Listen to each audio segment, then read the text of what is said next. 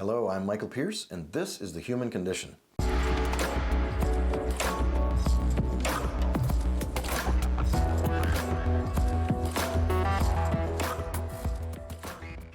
Today our topic is fatty liver and fibrous liver. What in the world is fatty liver and fibrous liver? Do you have any idea if you've got it? How do you test for it? Does your doctor know or care if you have it? And did you know that it's the root cause of most of the chronic diseases that afflict Americans?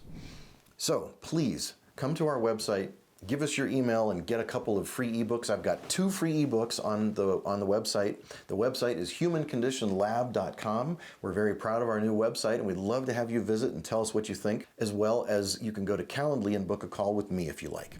Back to our topic of fatty liver and steatohepatitis. Let's talk about this. So fatty liver disease sounds terrible, but essentially it's just deposits of visceral fat around your organs, especially your liver and your pancreas, your heart, and other parts of your body that are deep in the core of you, instead of subcutaneous, which is under the surface of the skin all over our bodies, our necks, our arms, our legs, our butt, our thighs, our belly, all of that stuff. And so we can get into the science of fat, but the general concept is that this fat is the worst kind of fat because it has adipokines that are very, very dangerous, that are not so dangerous from the subcutaneous fat. That fat isn't nearly as dangerous as the fat that is visceral fat. The chemistry of the fat is different. So we want to know if we have it. Are there any blood tests that will tell you if you have fatty liver? No, not really. However, Americans will often have high cholesterol, high total cholesterol, high LDL, HDL, and these are often cited as a reason for a person to take a statin drug. That's another topic, but I'm not for that. Usually, if the person has triglycerides that are high, we have a real problem and we need to pursue something to change their life and their chemistry. If their triglycerides are normal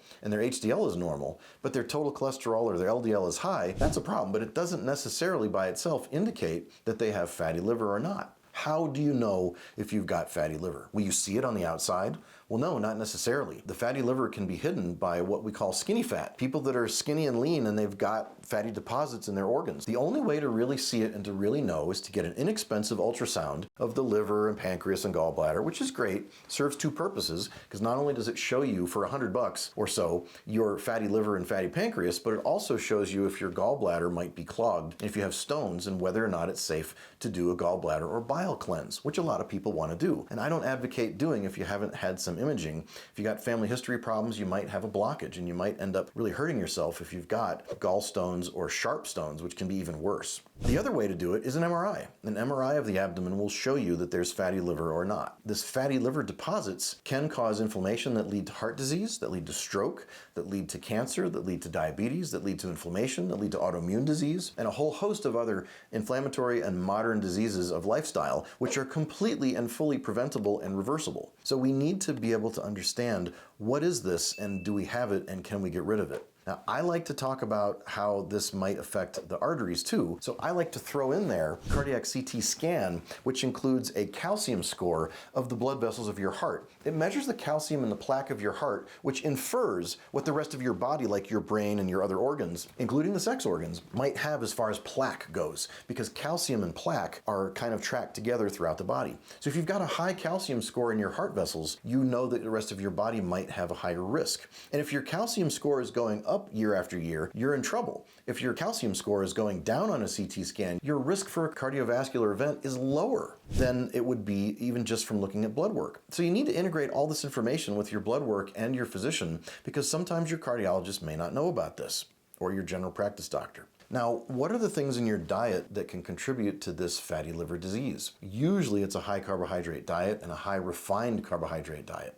We also see that mineral imbalances contribute to this, B vitamin imbalances contribute to this, a sedentary lifestyle with lots of stress contributes to this. I also see a lot of people that have toxic heavy metals and toxic pesticides in their body and mold. I think it's important to look at those things, and I'm going to keep saying it over and over. Some of the tests I like to do with this to look at the general metabolism include LDL and triglycerides, GGT, which is gamma-glutamyl-transferase. I like to look at hemoglobin A1C, and I like to look at CRP, the C-reactive protein and inflammatory marker. I like to look at homocysteine and what's called the SAM-SA ratio, SAM to SAH ratio. This is a measure of S-adenosylmethionine and how it relates to another compound to show whether your body is more undermethylating or not methylating or over-methylating. And there's also something called the HOMA calculator or the HOMA ratio, which has to do with your risk for cardiovascular events. And so those are things that can be calculated based on your blood work, and speak with your doctor about those. I think it's very important to get enough sodium and to get enough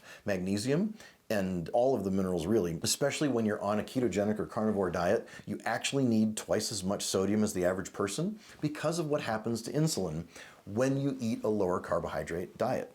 You get change in your insulin response and how that affects your potassium and your sodium balance. And if you don't get extra sodium, you may have a real problem with constipation or low blood pressure where your body doesn't handle this electrolyte balance because of the change in insulin very well. And so the first thing people notice is constipation, and they think they need more fiber, when the last thing they need very often is more fiber. Realize that you can reverse these things, you can lose weight, and in fact, when you are losing weight, we tend to lose, the first weight that we lose tends to be higher proportion of the visceral fat. So when you're losing your weight, your visceral fat tends to go first before your peripheral fat or your subcutaneous fat. So that's a good thing. We want to lose that fat first if we can, and the first pounds that we lose tend to be that visceral fat. And then we spend time working on the aesthetic fat, or the fat that we can see. Even though we don't feel quite so good aesthetically, we probably will feel good immunologically and inflammatory wise by losing that visceral fat first.